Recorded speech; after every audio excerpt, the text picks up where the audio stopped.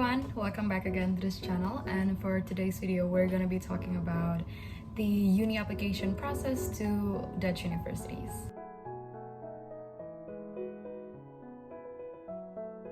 Hari ini kita lampunya nyala. Oke, mungkin di sini banyak teman-teman baru, jadi kita kenalan dulu. Nama aku Aisyah, aku 17 tahun, and I've been admitted to Leiden University for the International Relations and Organizations Program and International Studies Program, dan di Erasmus University Rotterdam for Management of International Social Challenges Program. Panjang ya? Oke, jadi video ini dibuat karena setiap aku buka DM request, pasti aku nemu ada aja yang nanya gimana caranya daftar ke Leiden atau ke Erasmus, ke Dutch Universities in general. Jadi aku akan langsung buat satu videonya aja yang semoga bisa membantu teman-teman semua. Mungkin aku akan bikin series kali ya. Namanya, I don't know, Uni Chat, Uni Live, Uni Chat. Oke, jadi di sini mungkin aku akan langsung ngejelasin tentang proses atau tata cara pendaftarannya gimana. Aku sendiri daftar ke Leiden dulu, baru ke Erasmus. Oke, jadi yang pertama kita akan spesifik untuk ngomongin yang Leiden dulu. Kalau Leiden sendiri aku mulai daftar itu bulan Desember 2020, tapi aku submit semua dokumen-dokumennya itu Januari 9 tahun ini. Dan kalau misalkan di Belanda itu kamu perlu yang namanya akun di StudyLink. Jadi StudyLink itu semacam application portalnya gitu untuk mendaftar ke universitas-universitas yang ada di sana. Mungkin kalau di Indonesia namanya tuh kayak LTMPT kali ya, semacam itu. Jadi tahap pertama adalah kamu harus regis dulu di StudyLink. Regis ini gampang banget. Nanti kamu akan ditanya-tanya personal information kayak nama lahir, alamat, nomor telepon, email aktif, dan masih banyak personal information yang lain. Itu sebenarnya agak panjang sih, mungkin sekitar 15 menitan, karena kamu juga harus make sure kalau misalkan data-data yang kamu masukin itu semuanya benar, dan nomor telepon atau email yang kamu masukin itu nomor telepon atau email yang aktif. Nah, setelah kamu regis di StudyLink, nanti kamu akan dapat konfirmasi di email yang sudah kamu daftarkan, lalu nanti kamu tinggal ikutin aja instruksinya. Kalau misalkan kamu udah punya akun StudyLink itu tadi, kamu langsung ke websitenya aja, terus kamu langsung cari universitas dan jurusan yang kamu tuju. Kalau misalkan kayak aku kemarin, aku pengen ke Leiden University, makanya aku langsung cari Universiteit Leiden. Aku nggak tahu cara baca universitasnya, jadi correct me if I'm wrong. Universiteit. Dan yaudah, setelah aku cari itu, kamu tinggal masukin jurusannya. Aku kemarin International Relations and Organizations. Nah, nanti kalau misalkan udah nemu universitas dan programnya, kamu tinggal request bahwasanya kamu pengen daftar ke universitas tersebut lewat si StudyLink ini. Nanti kira-kira maksimal 3 hari kerja, kamu akan di-email dari pihak universitasnya itu sendiri, dan kamu di-invite untuk mengikuti rangkaian seleksi, kalau misalkan masih ada seleksi lainnya. Untuk programku sendiri, International Relations and Organizations atau IRO, itu termasuk program numerus fixus, yaitu program yang bisa dibilang program favorit, di mana setiap tahunnya yang daftar itu lebih banyak dibandingkan kapasitas kursi yang Leiden punya gitu. Makanya di jurusan IRO ini mereka mengadakan seleksi lagi, seleksi lebih gitu. Dalam bentuk yang pertama motivation letter, yang kedua online assessment test. Oke, kita lanjut ya. Setelah kamu udah dapat email konfirmasi dari universitas yang kamu tuju, itu kurang lebih kayak maksimal 3 hari deh. Tapi kalau aku kemarin sebenarnya 1 hari udah langsung dapat email konfirmasi. Oke, setelah kamu dapat email konfirmasi dari universitasnya, nanti kamu akan dikasih credentials, kamu dikasih username sama password untuk kamu login ke website atau portal aplikasi khusus dari universitas tersebut. Kalau di Leiden namanya USIS, kalau di Erasmus namanya ERNA. Nah, setelah kamu login di USIS atau di website resmi dari universitas tersebut, baru deh kamu upload dokumen-dokumen penting, all the required documents di sana, dan nanti kamu kalau misalkan udah submit semua, kamu tinggal save aja, atau kamu bisa langsung submit kalau kamu udah yakin. Nah, sekarang dokumen-dokumennya apa aja? Yang pertama itu ada academic transcript. Oke, jadi academic transcript ini adalah nilai rapot kamu dari semester 1 sampai semester 5.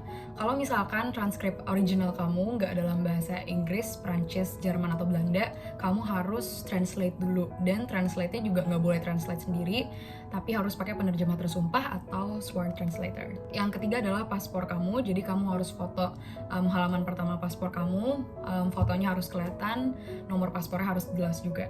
Dokumen keempat itu adalah surat tanda keterangan lulus sementara. Ini sebenarnya harusnya kamu masukin diploma atau ijazah kamu, cuma kan by the time kamu daftar di bulan Desember itu harusnya ijazah kamu belum keluar kan, karena keluar itu biasanya pertengahan tahun di tahun berikutnya gitu loh. Karena kamu belum dapat ijazah, makanya kamu harus submit surat tanda keterangan lulus sementara. Nah itu juga kamu harus submit dua versi, yang pertama dalam bahasa original, bahasa Indonesia, dan yang kedua adalah yang sudah ditranslate ke dalam bahasa Inggris.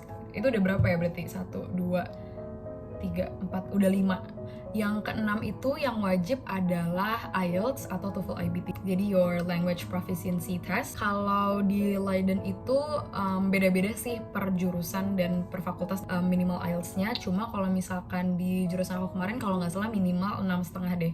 Minimal 6,5 IELTS, dan kalau TOEFL IBT itu minimal 90 kalau aku nggak salah. Dari ke-6 dokumen ini kamu langsung save aja, kamu submit.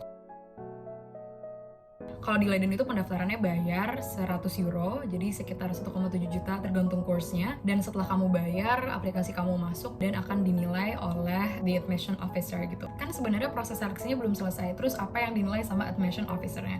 Nah, admission officer-nya itu nanti akan menilai apakah background pendidikan kamu, your previous education itu bisa diterima di Leiden atau enggak. Jadi kalau misalkan bisa diterima, kurang lebih 1 bulanan gitu kamu akan dapat conditional offer dari mereka yang menyatakan bahwasannya your previous education background itu bisa di-verified dan kamu eligible untuk bisa masuk Leiden. Tapi kalau misalkan kamu udah dapat conditional offer, bukan berarti kamu udah fix diterima di Leiden, karena yang kayak tadi aku bilang, kalau di program International Relations and Organization ini, dia itu programnya numerus fixus, dimana kamu harus melewati beberapa tahap seleksi lagi, yaitu motivation letter sama online assessment. Nah oke, sekarang kita masuk ke tahap keduanya, yaitu proses seleksi di Leiden University untuk jurusan IRO. Nah untuk dua hal itu, kamu akan di-email lagi sama pihak universitas, kamu akan dikasih jadwal seleksinya juga. Dan waktu itu aku di email dikasih satu website gitu namanya Brightspace, dimana kita udah dikasih credential untuk langsung login di sana, dimana di dalam website itu adalah tempat kita untuk submit motivation letter kita dan ngerjain online assessment itu tadi. Di sana juga dikasih materi-materi yang harus kita pelajarin untuk online assessment, kayak kalau nggak salah aku dikasih 4 readings gitu sama ada 2 lectures. Jadi satu lecture itu kurang lebih 40-45 menitan. Nah yang pertama aku ngerjain motivation letternya dulu, karena kalau nggak salah deadline-nya itu lebih cepet deh, dan kita dikasih waktu kalau nggak salah 2 minggu untuk bikin motivation letternya, dan kita nggak bisa bikin lebih lama, kita nggak bisa kayak nyuri start gitu loh, bikin sebulan sebelumnya atau berbulan-bulan sebelumnya gitu, karena mereka baru kasih instruksi di hari itu, jadi serentak dikasih instruksinya dan harus dikumpulkan 2 minggu lagi gitu, jadi nggak ada yang bisa nyuri start untuk ngerjain duluan. Nah setelah submit motivation letter, aku langsung ngerjain seleksi yang berikutnya, yaitu online assessment test. Nah di sini teman-teman sebenarnya nggak usah khawatir, karena dari pihak universitas udah kasih kita materi untuk dipelajarin. Yang kayak aku bilang tadi, aku dikasih 4 readings sama 2 lectures. Sebenarnya materi-materi yang dikasih sama universitas itu adalah materi tahun pertama yang akan kamu pelajarin di jurusan ini. Aku sempat bikin video belajar untuk nyiapin ujian ini dan aku post juga di channel ini. Kalau misalkan teman-teman mau lihat aku belajar apa aja, aku taruh juga linknya di bawah. Nah, online assessment itu sendiri bentuknya pilihan ganda sebanyak 30 nomor kalau nggak salah. Dan itu campur sih, ada kualitatifnya, ada kuantitatifnya juga. Kita dapat statistik di mana kita harus ada ngitung, tapi ada juga kayak hafalan gitu. Sebenarnya sih nggak usah takut kalau untuk online assessment menurutku, karena sebenarnya materi-materi readings dan lectures yang dikasih dari universitas itu udah pas banget, dan itu tuh pasti keluar dari situ aja, dari materi itu gitu loh. Nah aku mau ngasih tahu untuk online assessmentnya itu sendiri, nanti reading sama lecture-nya, pokoknya semua materi-materi buat belajar itu nggak akan available pada saat kamu ujian. Jadi kamu nggak bisa nyontek. Nanti online assessment-nya itu diadain serentak, kalau nggak salah 1 hari gitu, misalkan dari tanggal 18 sampai tanggal 19. Jadi kasih 24 jam untuk ngerjain ujian tersebut. Jadi kamu nggak bisa ngerjain ujian itu di luar waktu yang sudah ditentukan. Oke, kalau misalkan kamu udah nyelesain semua step-step dari universitasnya, nanti kamu akan di email. Isinya tuh kurang lebih kayak thank you for participating in the selection procedure.